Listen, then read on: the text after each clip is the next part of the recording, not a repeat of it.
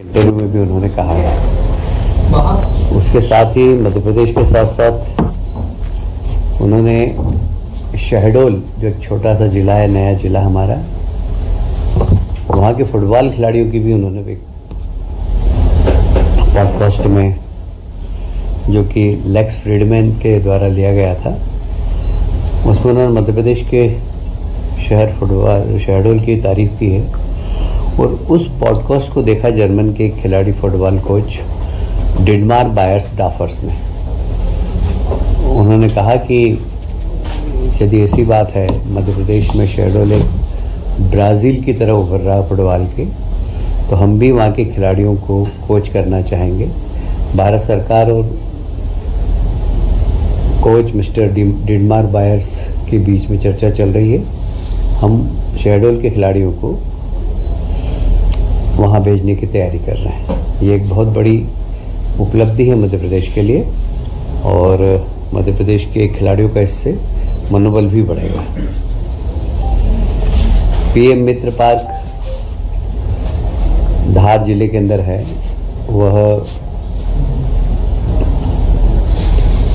फिर से एक बार पूरे देश के अंदर एक क्रांति आ रही है कॉटन इंडस्ट्रीज की। एक समय था कि हमारे देश में कॉटन इंडस्ट्रीज पूरी दुनिया के अंदर बड़ी फेमस थी। इंदौर, उज्जैन, अहमदाबाद, बुरहानपुर, ये सब कॉटन इंडस्ट्री के बड़े उद्योग थे और बड़े कॉटन के मार्केट भी थे, और बड़े कॉटन क्लॉथ की मार्केट भी थे। दुर्भाग्य से कुछ समय ऐसा आया कि कॉटन इंडस्ट्री पूरी तरीके से ठप हो गई। आप सभी जानते हैं, उसमें लाखों मजदूर भी बेरोजगार हुए थे, पर सरकार ने उन बेरोजगार मजदूरों के लिए चिंता की।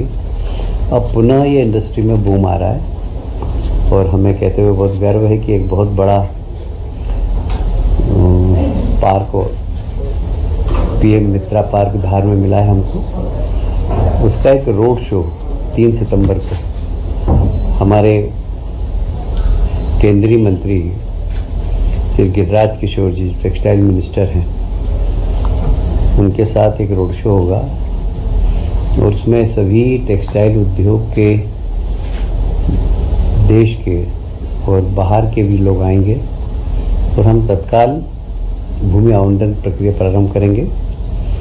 मात्र 1 रुपये प्रति वर्ग मीटर प्रीमियम और 120 रुपये प्रति वर्ग फीट विकास शुल्क लेकर, जो पहले आएगा वो पहले पाएगा, इस आधार पर हम चालू करेंगे। और ये 22 अगस्त से 11 सितंबर तक इनके फॉर्म खुले रहेंगे। ये एक बहुत बड़ा, इसमें लगभग 2000 करोड़ से अधिक की लागत लगेगी, और लगभग 3 लाख नौकरियों का सृजन होगा इसमें, और साथ ही 1 लाख अप्रत्यक्ष भी रोजगार मिलेंगे। आप सभी जानते हैं, कल ही विक्रमादित्य वैदिक घड़ी और मोबाइल ऐप का लोकार्पण हमारे प्रदेश के लोकप्रिय मुख्यमंत्री डॉक्टर मोहन यादव जी ने किया है। एक समय था जब कालगणना का सेंटर उज्जैन हुआ करता था, और 1000 साल के गुलामी के कालखंड में कुछ परिस्थितियां ऐसी बनी कि कालगणना का केंद्र अब बदल गया। हमारा प्रयास होगा, क्योंकि हमारा जो कालगणना हमारी है वह बिल्कुल एक तरीके से वैज्ञानिक है, और उसमें फ्रैक्शन ऑफ सेकंड का भी परिवर्तन नहीं आता है। ये हमारी कालगणना की विशेषता है। तो उसका कारण है कि हमारे यहाँ सूर्य और 9 ग्रह जितने भी हैं उनके संचालन के हिसाब से कालगणना होती है, और वो उसकी एक्यूरेसी बहुत ज़बरदस्त है। तो अब हम वापस फिर से विक्रमादित्य की वैदिक घड़ी को पहले हम अपने देश में उसको लाएंगे। उसका मोबाइल ऐप भी बन गया, आप लोग भी उस ऐप को डाउन कर सकते हैं, और वर्तमान समय को और वैदिक समय के बीच में आप अंतर भी महसूस कर सकेंगे। उसमें हमारा पुराना कैलेंडर, पुराने वार, पुराने उपास, ये सब रहेंगे। तो एक बहुत बड़ा एक तरीके से इसमें रिसर्च हुआ है, और एक बहुत बड़ी सौगात हम देश और दुनिया को देने जा रहे हैं।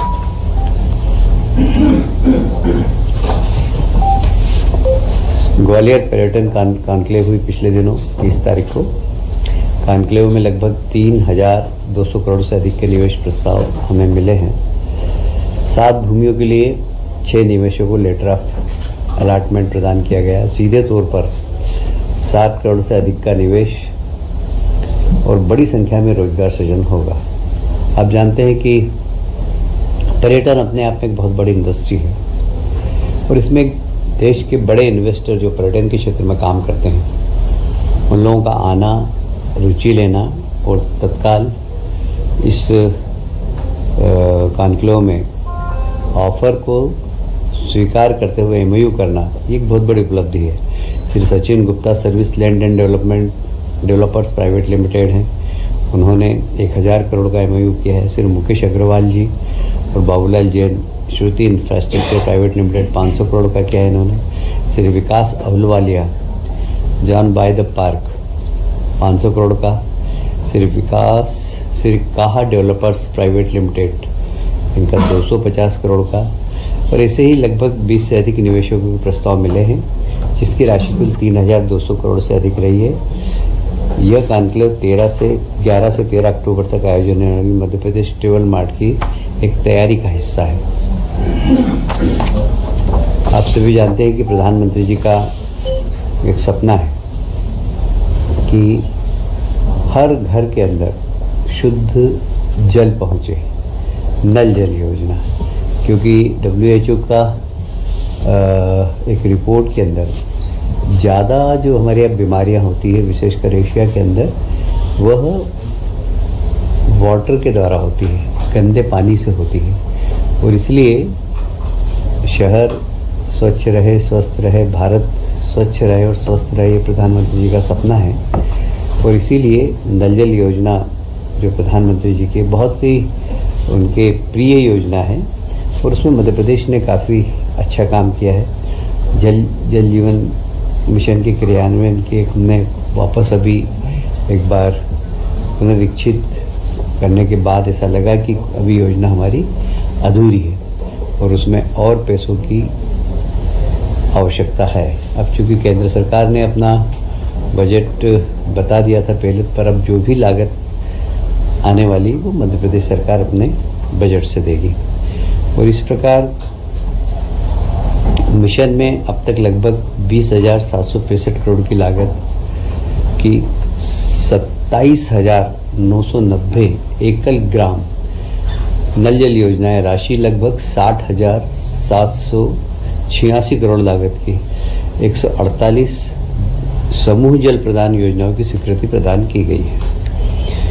स्वीकृति 27,990 योजनाओं में से 15,947 ग्रामों की योजनाएं पूर्ण हो चुकी है। मैं इसको फिर से रिपीट करता हूँ।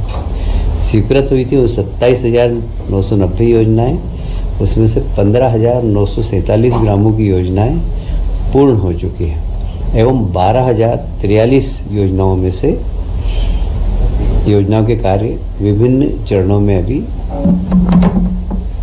प्रस्तावित है।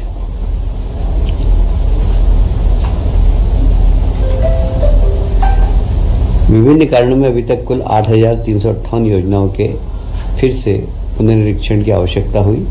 यदि पुनरीक्षण की कार्रवाई नहीं की जाती तो 7 लाख ग्रामीण परिवार क्रियाशील घरेलू नल कनेक्शन से वंचित रह जाते।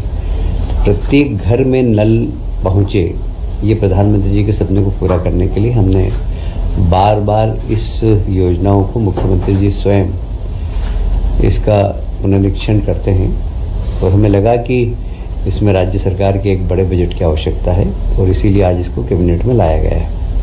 समस्त परिक्षेत्र में कुल 8,358 पुनरीक्षित परियोजनाओं के स्थायी वित्त समिति की बैठकों में विस्तृत परीक्षण के उपरांत कुल लागत 9,026.97 करोड़ की स्वीकृति दिए जाने की अनुशंसा की गई है।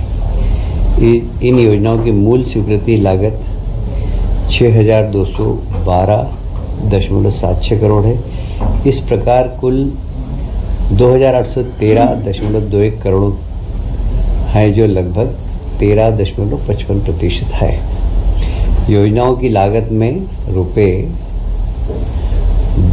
2,800 813.21 करोड़ की केंद्रांश से समानुपातिक राशि प्राप्त नहीं होगी, इसलिए लागत वृद्धि की संपूर्ण राशि राज्य सरकार द्वारा वहन किए जाना है।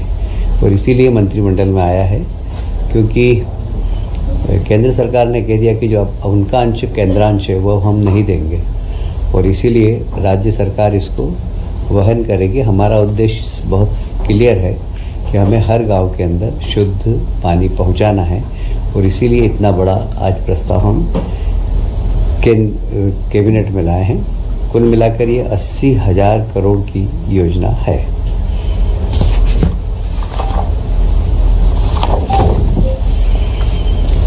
उज्जैन शहर के अंदर हरी फाटक एक है, वहाँ पर आरओबी बनना है।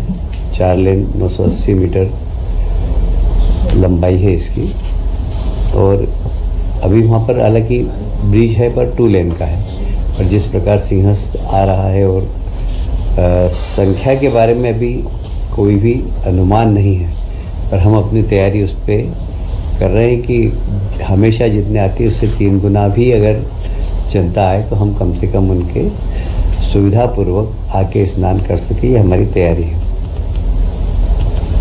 वहाँ पर चूँकि 4 लेन ब्रिज के दोनों साइड बन गई है, और ब्रिज 2 लेन का ही है, इसलिए हमेशा ब्रिज पे जाम भी लग जाता है, इसलिए 4 लेन वहाँ पर बहुत आवश्यक है।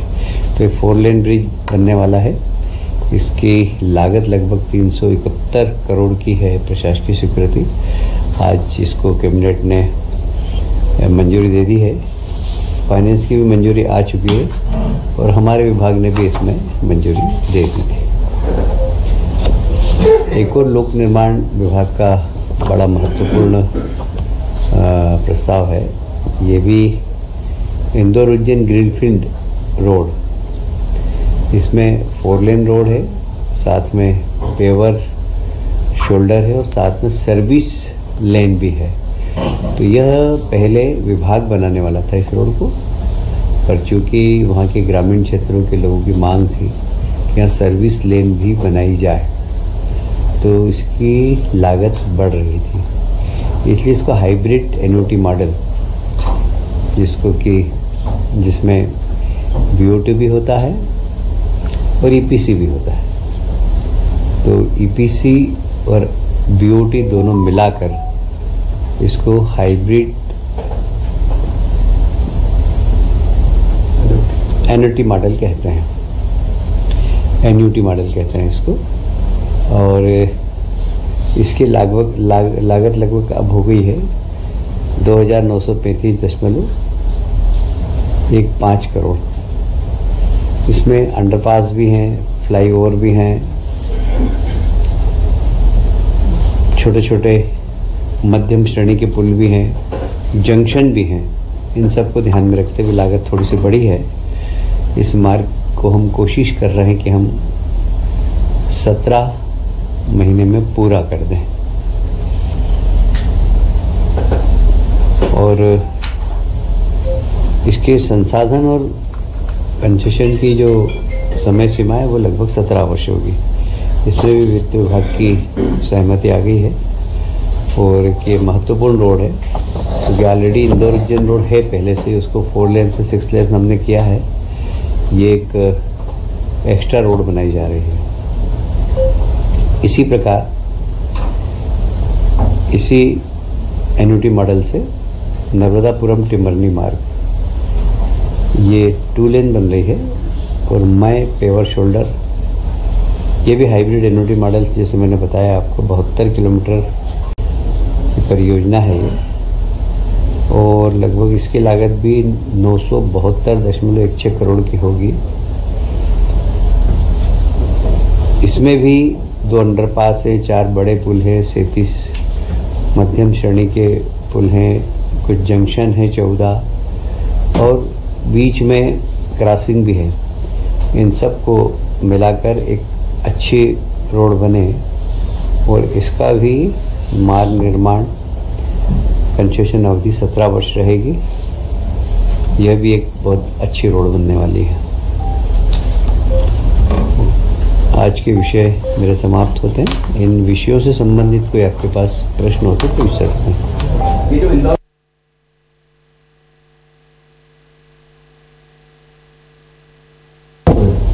ये नया रोड है। ये अपने एयरपोर्ट से जब हम आगे जाते हैं तो पितृपर्वत आता है, उसके आगे वहाँ से सीधा ये उज्जैन में जाएगा। 48 किलोमीटर का ही है ये। ग्रीन फील्ड रहेगा में बन रहा है नया रोड। जब भी कोई किसी स्थान पर नया रोड बनता है तो उसको बोलते हैं ग्रीन फील्ड रोड। नहीं है, नई सड़क बन रही है।